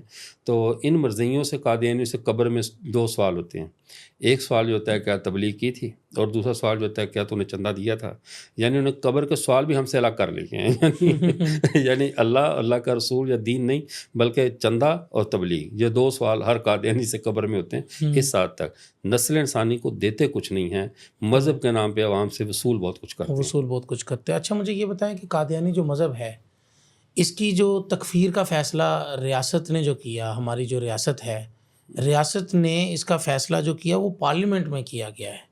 کیا آپ سمجھتے ہیں کہ مذہبی معاملات کا فیصلہ کرنا پارلیمنٹ کے اختیارات میں ہے صحیح اور وہیں پر ہونا چاہیے؟ دیکھیں اصل تو قانون سازی پارلیمنٹ کا ہی اختیار ہوتا ہے، چاہے مذہبی ہو یا غیر مذہبی. دارالفتاء کا کام فتوے دینا ہوتا ہے اور اس پہ قانون بنانا یہ پارلیمنٹ کا کام ہوتا ہے جمہوری ممالک میں. جی. پہلی بات تو یہ ہے کہ قادیانیت کی اصلیت کو پہچانا جائے. اگر قادیانی کے بارے کے 2 پہلو ہیں قادیانیت کے. اگر آپ قادیانیت کو مذہب کی طرف سے سمجھنا چاہیں گے نا تو یہ پیاز کی طرح ہے، آپ ایک ایک چھلکا اتارتے جاؤ گے، آخر تک کچھ بادام نہیں نکلے گا، بلکہ چھلکے ختم ہو جائیں گے اور قادیانیت ختم ہو جائے گی، یہ تک کچھ بھی نہیں۔ سیاسی طور پر سمجھو گے تو یہ اخروٹ کی طرح ہے، بالکل تھوڑے سے چھلکے کے بعد اس کی اصلیت سامنے آ جاتی ہے۔ قادیانی جماعت یہ سیاسی جماعت ہے، یہ سیاسی نبوت ہے۔ برطانیہ کی پارلیمنٹ نے اس کی نبوت کا فیصلہ کیا تھا، اس کو نبی بنایا تھا۔ اچھا، جو فتنہ جہاں سے نکلتا ہے اللہ کی سنت جو ہے کہ اس کو وہیں دفن کرتے ہیں۔ جب یہ فتنہ نکلا ہی پارلیمنٹ سے تھا، اور ایک حدیث مبارکہ میں آتا ہے کہ اللہ 100 سال کے بعد کوئی مجدد بھیجتے ہیں جو کہ اس فتنے کو ختم کر دیتا ہے اور قوم کے اندر جو کمی بیشی ہوتی ہے اس کو دور کرتا ہے، مجدد لا دینہ، وہ حدیث مبارکہ موجود ہے۔ اب 1874 میں برطانوی پارلیمنٹ سے مرزا غلام قادیانی کو نبی بنایا گیا تھا، اور 100 سال بعد 1974 میں انگریز ہی کے دیے ہوئے نظام پارلیمانی سسٹم، جمہوری سسٹم میں پاکستان کے پارلیمنٹ سے اسے کافر قرار دے دیا گیا۔ حدیث پر بھی عمل ہو گیا، 100 سال کے اندر اندر فتنے کا فیصلہ ہو گیا، اور اللہ کی جو سنت وہ پوری ہوئی، اور جو اس دور کے مجاہدین ختم نبوت تھے، حضرت مولانا مفتی محمود صاحب رحمۃ اللہ علیہ اور دیگر حضرات جتنے بھی تمام مکاتب فکر مل کر وہاں پہ متحد ہو کر انہوں نے اس جنگ کو لڑا، تو اس دور کے سارے اللہ کے ولی تھے، ان لوگوں نے دفاع کیا، مجددین والا کردار ادا کیا اور اس فتنے کو ختم کیا۔ اور پارلیمنٹ کو اگر کسی کے مذہب کا فیصلہ کرنے کا اختیار نہیں ہے تو یہ سوال ہمارا ان پہ ہے کہ پارلیمنٹ کو نبی بنانے کا اختیار ہے؟ اگر پارلیمنٹ کو وہاں نبی بنانے کا اختیار ہے تو برطانوی پارلیمنٹ نبی بنا سکتی ہے، تو پاکستانی پارلیمنٹ کافر قرار بھی دے سکتی ہے، کوئی اعتراض والی بات نہیں ہے۔ جی جی، اچھا، ماشاءاللہ، بڑا اچھا آپ نے جواب دیا۔ میرا ایک سوال ہے کہ امت مسلمہ کے اپنے بزرگ جو ہیں ان کی اپنی بعض کتابوں کے اندر جو ہے نا وہ اعتراضات والی عبارات موجود ہیں، تو آپ یہ بتائیں کہ صرف قادیانیوں کے خلاف ہی مورچہ بند کیوں ہے؟ کیا ہم ان کی جو عبارات ہیں جن کے اوپر ہماری، آپ کو پتہ ہے سوشل میڈیا کے اوپر مرزا محمد علی انجینئر صاحب ہیں، وہ بڑی گفتگو کرتے ہیں، وہ ہمیشہ امت مسلمہ کے جو بزرگ ہیں ان کی جو عبارات ہیں جن کے اوپر اعتراضات ہیں ان کے اوپر گفتگو کرتے ہیں، تو انہوں نے مورچہ تو صرف ہمارے بزرگوں کو بنایا ہوا ہے، تو آپ کیا سمجھتے ہیں کہ آپ نے اکیلا مورچہ قادیانیوں کو بنا لیا ہے؟ اپنی امت مسلمہ کے ہمارے جو بزرگ ہیں ان کی جو عبارات ہیں جو اعتراضات والی ہیں، تو ہم نے ان کو تو کبھی چھیڑا ہی نہیں ہے۔ دو باتیں ہیں، یہ سوال بہت عمدہ ہے، اور سر حاضر کا یعنی سکہ راج الوقت کہہ سکتے ہیں کہ وہ جیلمی صاحب نے بنا دیا ہے۔ بعض لوگ مرزا جیلمی صاحب قادیانی کی سہولت کاری جو کار ہیں، اس پہ میں بات عرض کرتا ہوں۔ پہلے ہم تو ویسے چھوٹا مرزے کے نام سے بالکل چھوٹے مرزے تھے۔ اب بات کو سمجھیے، پہلے بات یہ سمجھیں کہ ہمارا جو نظریہ معصومیت ہے وہ صرف رسول اللہ صلی اللہ علیہ وسلم تک ہے، اس کے بعد ہم کسی کو معصوم عن الخطا نہیں سمجھتے۔ بالکل۔ نمبر 2، صحابہ کو ہم محفوظ سمجھتے ہیں، محفوظ عن الخطا نہیں سمجھتے۔ صحابہ و اہل بیت محفوظ کو صحابہ و اہل بیت محفوظ ہیں کہ ان سے مواخذہ اخرویہ نہیں ہوگا، چاہے آپ سے ان کے خاندان سے ہو، اہل بیت ہوں یا پیغمبر کے صحابہ ہوں، یہ دنیا میں جو بھی کریں ان سے قیامت کو کوئی مواخذہ ہونے والا نہیں ہے، وہ محفوظ ہیں مواخذہ اخرویہ سے۔ باقی امت کے بارے میں ہمارا نہ محفوظ کا عقیدہ ہے نہ معصوم کا عقیدہ ہے۔ اب اگر ان بزرگوں اور بابوں کی کتابیں بھی ایسے ہی غلطیوں سے پاک ہوتی جیسے وہ لاریب کتاب ہے، تو اللہ کی کتاب اور بندے کتاب میں کیا فرق رہتا؟ یہ ہو ہی نہیں سکتا کہ جس طرح خدا کی کتاب لاریب ہے یا نبی کی ذات معصوم ہے، ہمارے بزرگ اور بابے بھی ویسے ہی معصوم ہوں۔ پہلی بات، یہ عصمت کا عقیدہ ہمارا ہے ہی نہیں، تو اس لیے ہم پہ یہ اعتراض ہی نہیں۔ باقی رہ گیا مسئلہ ان عبارتوں میں غلطیاں کی ہیں۔ پہلی بات یہ کہ جو مقتدا ہستی ہے کسی بزرگ ہے، اس کی طرف بہت سارے افسانے بھی ایسے بنا کر منسوب کر دیے جاتے ہیں۔ ان لوگوں کے لینے کے باٹ اور ہیں، دینے کے باٹ اور ہیں۔ جب لینے کے بعد باری آتی ہے تو ہم سے مانگتے دلیل صحیح سند کے ساتھ ثابت کر کے بتاؤ یہ بات ہے یا نہیں ہے۔ پھر سیاہ ستہ کی بھی روایت ہو تو اس پہ یہ تنقید سے باز نہیں آتے، اور جب دینے کی باری آتی ہے تو غیر معروف کتاب، وہ جی فلاں کتاب میں ارواح ثلاثہ میں لکھا، فلاں میں لکھا، ان کے کسی یعنی کہ کسے باشد نہ اس میں ان کو سند کی ضرورت محسوس ہوتی ہے۔ اعتراض کرنے کے لیے یا اپنا موقع پیش کرنے کے لیے ان کو دلیل میں کوئی وزن نہیں چاہیے، بلکہ ہوا میں اڑتا ہوا شاپر بھی مل جائے تو ان کے لیے وہ ہوائی جہاز ہوتا ہے، اسے بیٹھ کے سفر شروع کر دیتے ہیں۔ اب ان بزرگوں کی جو عبارات ہیں، جب آئیے کہ ہم ان پہ رد اور نقد کیوں نہیں کرتے۔ شریعت کا اصول یہ ہے کہ جب کسی آدمی کی پوری زندگی کا بیک گراؤنڈ اور ڈیٹا اسلامی ہو، اس کے اندر سے کوئی کفر یا عمل نہ پایا جا رہا ہو، اس کے سے غلط عمل ہو جائے تو اس کی تعویل کی جاتی ہے، اس کو بچایا جاتا ہے، چونکہ مسلمان کو جہنم میں ڈالنا یہ کوئی کمال نہیں ہے، اس کے حتی المقدور کام کی تعویل کی جائے کہ امت مسلمہ کا حصہ رہے اور اس کی غلطی کی کوئی صحیح محمل نکالا جائے۔ تو ہو سکتا ہے اس کا یہ مطلب نہ ہو، کیونکہ اس کی پچھلی زندگی اس کی اس غلطی کے بالکل برعکس ہے۔ مثال کے طور پر مسلم شریف میں حدیث مبارکہ ہے، آپ صلی اللہ علیہ وسلم نے خود ارشاد فرمایا کہ ایک آدمی جنگل کی سرزمین میں گم ہو گیا، اس کی سواری گم ہو گئی، اس کے اوپر کھانے پینے کا سامان تھا، وعلیہ طعامہ وشرابہ سرا، فرمایا ان اللہ اشد فرحا بتوبۃ عبدہ حین یتوب الیہ، اس کے تحت آپ صلی اللہ علیہ وسلم فرمایا اس بندے کی نا اونٹنی گم ہوئی، جب اونٹنی گم ہو گئی تو وہ موت کے انتظار میں لیٹ گیا، لیٹے لیٹے اچانک دیکھا تو اونٹنی اس کے پاس کھڑی ہے، یہ تو مایوس ہو گیا تھا، اچانک اس نے فاخذ بخطامها، اس نے اس کی لگام پکڑی اور خوشی سے کیا کہنے لگا، کہنے لگا اللہم انت عبدی وانا ربک، اے اللہ تو میرا بندہ ہے میں تیرا رب ہوں۔ اب یہ جملہ کفری ہے جی نہیں، اللہ کو اپنا بندہ کہنا، لیکن آپ صلی اللہ علیہ وسلم نے اس کے بیک گراؤنڈ کو سامنے رکھتے ہوئے اس کو کافر نہیں کہا، کیا فرمایا اخطا عبدی من شدت الفرح، بندہ خوشی کی شدت سے غلطی کر گیا، ایسے غلطی ہو گئی خوشی کی شدت میں زبان سے غلط جملہ نکل گیا۔ تو اللہ کے نبی جب ایک مسلمان کے غلط جملے کی تعویل کر رہے ہیں تو جو علماء کی ہم تعویل کرتے ہیں ان کے ماضی کو سامنے رکھ کر، ان کے عقیدوں کو سامنے رکھ اس کی تعویل کرتے ہیں، اور ایک ماضی ہے قادیانیت کا، وہ ببانگ دہل کہہ رہا ہے میں نبی اور رسول ہوں، ببانگ دہل الگ امت کیا ہم نے مرزا صاحب کی یہاں پہ بات کی، مرزا صاحب کہتے ہیں کہ میں نے کبھی کوئی دلیل دیکھی نہیں ہے کہ اس نے ڈائریکٹ جو ہے نا وہ اعلان نبوت کیا ہو، تو آپ کی بڑی گرفت ہے، تو آپ بتائیں کبھی اس نے ڈائریکٹ اعلان نبوت کیا ہے؟ یہ انتہا درجے کی مرزا صاحب کی لا علمی ہے، یا یوں کہہ لیجیے مرزا صاحب کی صرف ایک سائڈ دیکھتی ہے، دوسری سائڈ ان کی آنکھیں شاید بینائی کام نہیں کرتی۔ مرزا غلام احمد قادیانی کے جو روحانی خزائن جس کی کتب جمع ہے اس میں ببانگ دہل اس نے لکھا ہوا ہے کہ ہم اللہ کے نبی اور رسول بھی ہیں، سچا خدا وہی ہے جس نے قادیان میں اپنا رسول بھیجا۔ اب اس کے بعد پیچھے کیا رہ گیا؟ وہ تو ببانگ دہل کر رہا، سچا خدا وہی ہے جس نے اپنا رسول بھیجا، اور اپنی کتاب در سمین میں وہ کہتا ہے کہ چھوڑ دو اے مسلمانوں جہاد کا خیال، حرام ہے اسلام میں اب جنگ اور قتال، اب آسمان سے نور خدا کا نزول ہے، اب جنگ اور جہاد کا فتویٰ فضول ہے۔ یہ ساری باتیں نبوت کی نہیں ہیں، یعنی کہ جنگ و جہاد کو، شریعت کو منسوخ قرار دینا یہ نبی کا کام ہوتا ہے، غیر نبی کا کام نہیں ہوتا۔ وہ کہہ رہا ہے نور خدا آسمان سے آ گیا ہے، اب یہ سارے کا سارا جو ہے نا وہ فتوی فضول اس بات کا۔ لیکن ابھی حالیہ آپ نے فرمایا کہ یہ اس نے کہا ہے، غلام احمد قادیانی نے کہا ہے، لیکن آج کل یہ جو لڑائی کرتے ہیں، میں نے سنا ہے کہ یہ جو قادیانی مسلمانوں کی کسی مسجد کے اوپر حملہ کرتے ہیں یا مسلمانوں کی املاک کے اوپر حملہ کرتے ہیں، مسلمانوں کے اوپر حملہ کرتے ہیں، جو ان کا جو ایک مخصوص علاقہ ہے ربوہ، تو وہاں پر تو یہ ایک دوسرے کو کہہ رہے ہوتے ہیں کہ ہم جہاد کر رہے ہیں۔ نہیں، یہ ایسا میرے سامنے ایسی نہیں بات کہ انہوں نے جہاد کرنے کا، چلیں آپ جی مفروضہ لگائیں کہ وہ کس نیت سے ہمارے مار رہے میں اس ہوتے سے ہیں۔ زیادہ مضبوط آپ کو بات دیتا ہوں۔ آپ تو ایک کارن ہے کہ جو سنی ہوئی بات ہے کہ وہ اپنے آپ کہتے ہیں ہم جہاد کر رہے ہیں، وہ ہمارے سامنے چناب نگر میں 5-6 سال عالی مجلس تحفظ ختم اس کے مرکز میں تدریس بھی کی ہے، ایسا سامنے نہیں آیا کہ انہوں نے کوئی حرکت کرتے ہیں، مسلمانوں پہ حملہ آور ہوتے ہیں۔ لیکن یہاں پہ ایک اور آپ کو بڑا دلچسپ لطیفہ سناؤں، ان کے ہمارے قاری صاحب کو روک لیا، قاری طیب صاحب تھے، ان کو وہاں قاری ان کی اپنی سیکورٹی ہے، پولیس اپنا ریاست کا نظام ہے، تو ان کو روکا کسی بات سے، ان کو غصہ آیا، جھگڑا ہو گیا قادری کے ساتھ، تو ہم گئے، پولیس بھی پہنچ گئی، تو مولانا غلام مصطفیٰ صاحب تھے وہاں پہنچے، تو ہمارے جو قاری صاحب تھے ہم ان کو روک رہے تھے کہ یار سخت نہ کرو، بٹ ٹھیک ہے بات کو سمجھنے کی کوشش کرو۔ قاری صاحب بہت غصے میں تھے اور جو ان کے قادیانی کو بہت شدید گالیاں دے رہے تھے، اور جو نہیں کہنا چاہیے وہ بھی کہہ رہے تھے نا، سخت سے سخت۔ تو قادیانی لڑکے اور لڑکیاں جو وہاں پر کھڑے تھے انہوں نے ہمیں دیکھ کر ہمیں مخاطب رہے کہنا شروع کر دیا، جی دیکھیں جی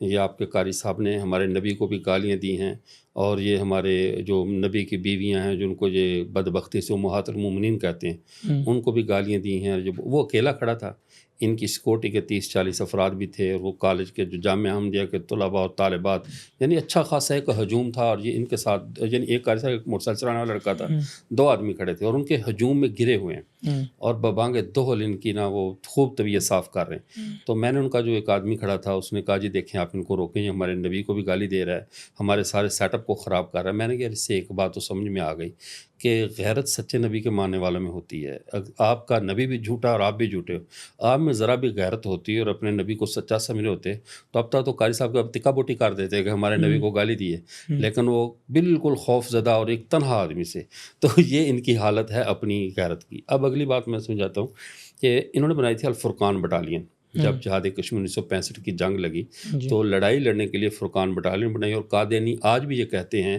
کہ ہمارے بہت زیادہ شہید مارے گئے، مردار ہوئے وہاں پہ جن کو یہ شہداء کہتے ہیں، تو انہوں نے کشمیر کی جنگ لڑی۔ ہم ان سے کراس سوال کے طور پہ، ہم نے کراس کویشچن طور پہ سوال کرتے ہیں، آپ یہ بتاؤ جب آپ کے نبی نے جہاد کو حرام قرار دے دیا تھا تو تم پاکستانی فوج میں کیا لینے گئے؟ تم نے الفرقان بٹالین کیوں بنائی؟ اور یہ اللہ کی سنت ہے، مرزا قادری نے کہا تھا اب امت میں لڑنے کی طاقت نہیں رہی، اس لیے اب جہاد کی حاجت نہیں رہی۔ اللہ نے اس کی بات کو توڑنے کے لیے ہمارے وطن عزیز کو ایسی فوج دی جس کا ماٹو ہی ایمان، تقوی، جہاد فی سبیل اللہ ہے۔ اب جس فوج کا ماٹو ہی جہاد فی سبیل اللہ ہے، قادیانیوں کا اس فوج میں جانا اپنے نبی کو جھٹلانے کی وجہ سے ہے۔ اگر اپنے نبی کو سچا سمجھیں تو قادیانی کبھی بھی پاکستانی فوج کو جوائن نہ کریں، چونکہ اس کے نزدیک جہاد حرام ہے۔ تو یہ امت جب پاکستانی فوج میں ایڈمیشن لیتی ہے، بھرتی ہوتی ہے، تو گویا دل سے مان لیتی ہے کہ ہمارا نبی کذاب تھا، ورنہ یہ ایسی فوج میں شامل نہ ہوتے۔ تو ان کی الفرقان بٹالین اور یہ چیزیں، یہ لڑتے بھی ہیں، لڑنے کو جائز بھی سمجھتے ہیں، اپنے نبی کو اس معاملے جھوٹا سمجھتے ہیں۔ اگر سچا سمجھتے ہیں تو استعفے دے دیں فوج سے، اور اگر جھوٹا سمجھتے ہیں تو پھر ٹھیک ہے، جھوٹا سمجھ کے چلتے رہیں۔ ہاں، جھوٹا سمجھ کے چلیں۔ اچھا، مجھے یہ بتائیں کہ آپ نے بڑی لمبی ماشاءاللہ بڑی تفصیل کے ساتھ گفتگو فرمائی ہے، آپ کوئی آج ہمارے اس چینل کے وساطت سے، ہمارے اس مولانا پوڈ کاسٹ کے پلیٹ فارم سے آپ کوئی پیغام دینا چاہیں قادیانیوں کو؟ ہم قادیانیوں کو ایک نفرت کا نہیں، ایک محبت کا پیغام دینا چاہیں گے۔ وہ یہ کہ 50 سال میں ہم نے تمہارے آباء و اجداد کا ایسی مذہبی، نظریاتی پس منظر، پیش منظر، تہ منظر کوئی چیز نہیں چھوڑی جو آپ کے سامنے نہ ہو۔ آپ نے 50 سال سے ہم سے جدا ہو کر الگ امت کے لیے در بدر کے دھکے کھا رہے ہیں۔ ہم آپ کو واپسی کا پیغام دیں گے، اپنے گھر واپس آ جائیں۔ رسول اللہ صلی اللہ علیہ وسلم کا دامن چھوڑ کر تمہیں کچھ بھی نہیں ملا۔ سچی بات یہی ہے، تم لاکھ صفائیاں دو کہ ہمیں ہماری معیشت ٹھیک ہوگی، تمہاری روحانیت بھی تباہ ہو چکی ہے، تمہارا سارا کچھ دنیا بھی تباہ اور آخرت بھی تباہ ہو چکی ہے۔ میں اس پروگرام کی وساطت سے دنیا کے تمام قادیانیوں کو واپس آنے کا پیغام دوں گا کہ وہ مرزا قادری کا دامن چھوڑیں، اسلام کے دامن رحمت پہ واپس آ جائیں۔ ہم انہیں دعوت اسلام دیتے ہیں۔ آج کی 50 سالہ جو گولڈن جوبلی آ رہی ہے، یہ ہم منا رہے ہیں اس بات کی کہ تمہارا تشخص واضح ہو گیا، تمہارے بارے میں امت کا فیصلہ واضح آ گیا۔ ہم چاہتے ہیں اگلے 50 سال کے بعد آپ ہمارے ساتھ مل کر ختم نبوت کے اس پروگرام میں ہمارے ساتھ کھڑے ہو کہ الحمدللہ ہمارا سینہ اللہ نے کفر سے صاف کر دیا اور ہم دوبارہ امت محمدیہ کا حصہ بن چکے ہیں، اس جسم کا حصہ بن گئے ہیں۔ اگرچہ اب تو عضو معطل ہو، تمہیں کاٹ کے الگ کر دیا گیا ہے، تو آپ بحال ہو سکتے ہیں، ایمان لیں، کفر کو چھوڑ دیں، واپس آ جائیں۔ یہی پیغام ہے کہ گھر واپس آ جائیں۔ الحمدللہ۔ اچھا، میرا آخری سوال ہے، چونکہ ذہن میں آ گیا سوال، تو وہ آخری سوال یہ ہے کہ عمومی طور پر نا قادیانیوں کے ساتھ کسی کا اگر کوئی ٹاکرا ہو جاتا ہے، کسی کا کوئی یوں کہہ لیں کہ وہ اختلافات ایک دوسرے مناظرہ ٹائپ ہو جاتا ہے، تو ہمیں یہ بتائیں کہ ہم جیسے لوگ جن کی اتنی قادیانیت کے موضوع کے اوپر گرفت نہیں ہوتی ہے، یا وہ طلباء جو مدارس کے طلباء ہوتے ہیں، عقیدہ تو الحمدللہ پختہ ہے، عقیدے کے اوپر تو ایک آنچ بھی نہیں آ سکتی ہے، لیکن چونکہ یہ ایک مستقل موضوع ہے اور ہر موضوع کے اوپر گرفت ہونا یہ ہر ایک بندے کے بس کی بات نہیں ہے، تو ہمیں کون سی جامع پالیسی اپنانی چاہیے جس سے ہم ان کو جواب بھی دے سکیں اور ہم ان کے ساتھ وہ اس اختلافات کو صحیح طریقے سے پیش بھی کر سکیں؟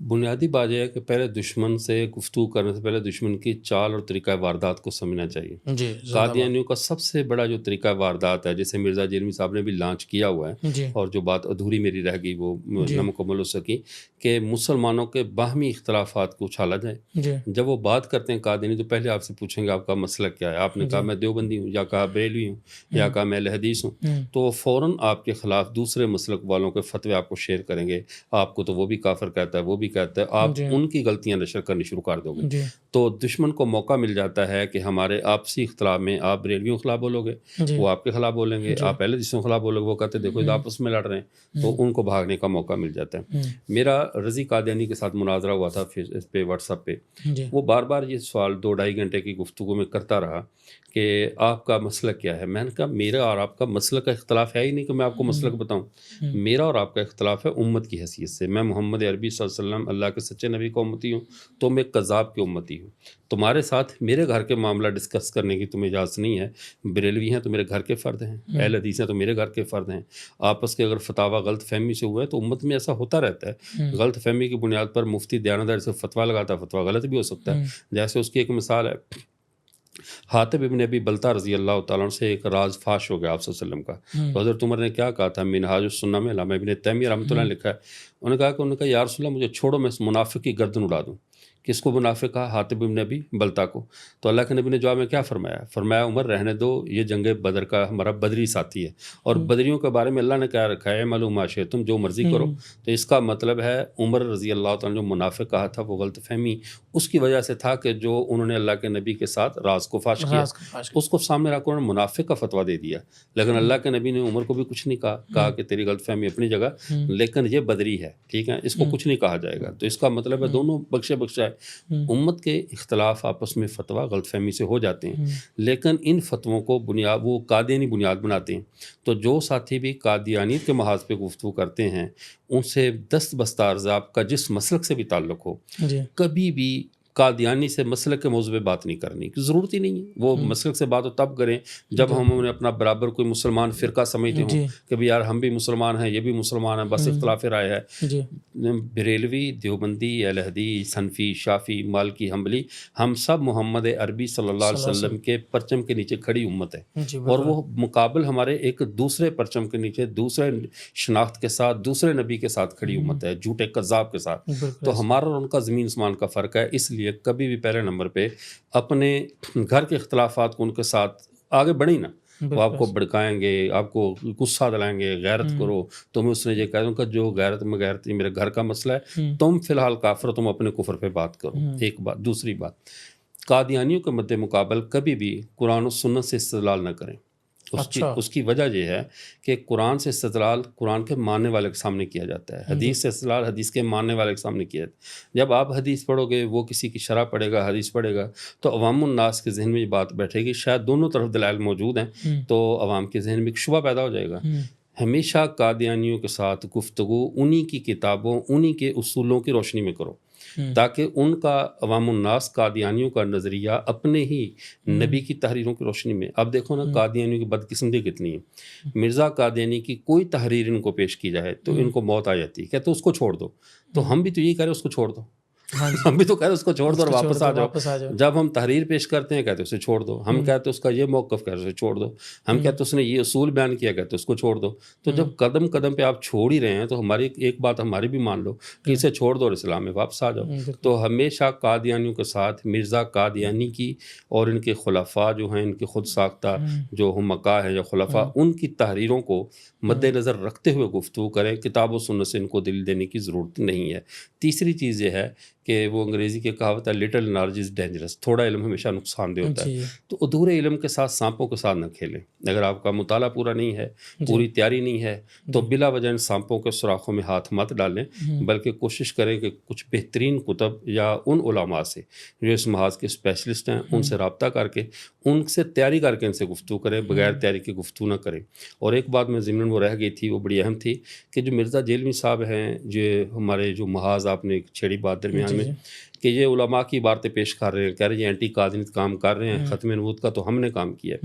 اس نے جو کام کیا وہ رات بھی ایک غالباً گفتگو چل رہی تھی کسی چینل پہ ساتھیوں کی، تو وہ قادیانی اس کی باتوں کو بطور دلیل کے پیش کر رہے ہیں. لیکن شریعت کا اصول کیا ہے؟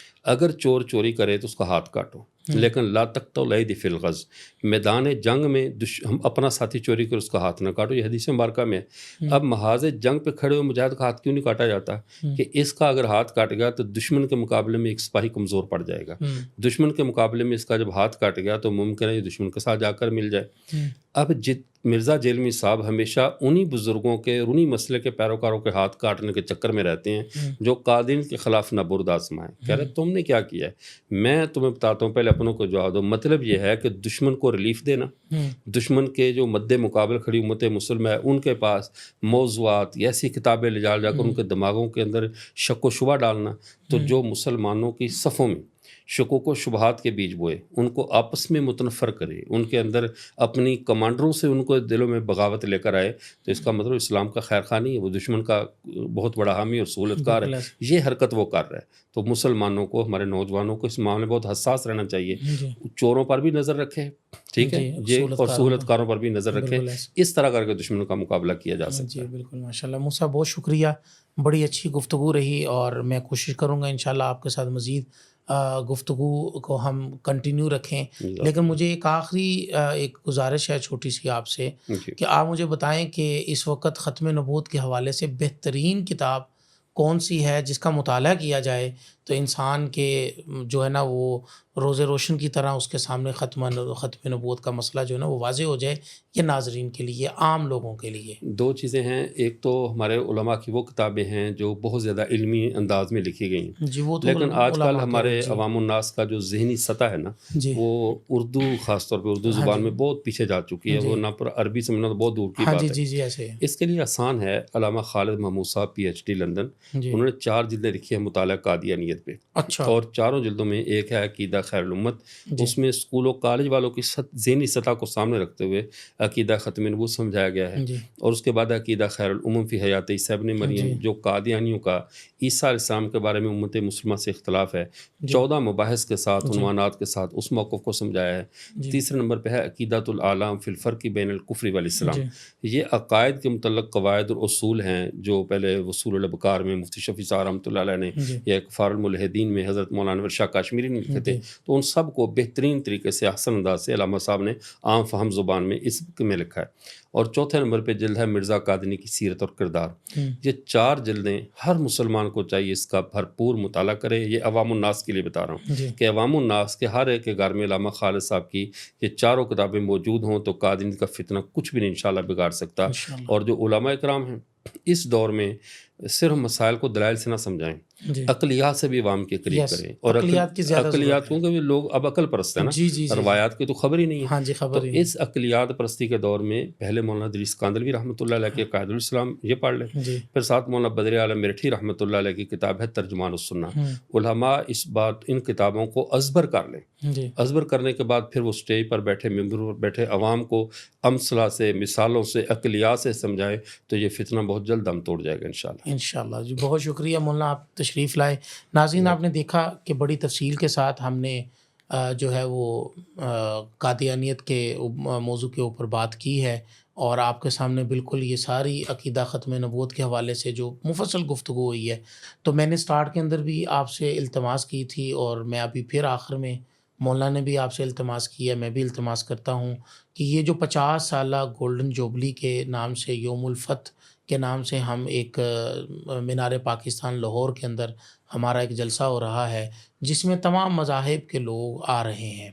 تو میں گزارش کروں گا کہ آپ ختم نبوت کے حوالے سے جو بھی پروگرام جس جماعت کا جس انداز میں جس مقام پر ہو رہا ہے آپ اس میں ضرور شرکت کریں. ایک تو یہ آپ سے گزارش ہے وہ اہل حدیث کریں، وہ اہل سنت والجماعت بریلوی کریں، وہ اہل سنت والجماعت دیوبندی کریں، اور وہ پھر آگے انٹرنیشنل ختم نبوت والے کریں پروگرام، عالمی مجلس تحفظ ختم نبوت والے پروگرام کریں، یا وہ آپ یوں سمجھ لیجئے کہ جمعیت علماء اسلام والے پروگرام کریں، کراچی کریں، لاہور کریں، جو ہے وہ ربوہ جناب نگر میں کریں. جہاں پر بھی پروگرام ہو رہے ہیں، جہاں آپ کو شرکت کرنے کا موقع مل رہا ہے، اپنی شرکت کو یقینی بنائیں اور ان پروگرامز کو آپ ضرور کامیاب کروائیں. اور انشاءاللہ العزیز آپ ہمارے ساتھ جڑے رہیے. انشاءاللہ العزیز ایک نئی پوڈ کاسٹ کے ساتھ دوبارہ آپ کے سامنے حاضر خدمت ہوں گے. تب تک کے لیے مجھے اپنے بھائی محمد ابو بکر کو اجازت دیجیے. والسلام ورحمۃ اللہ وبرکاتہ.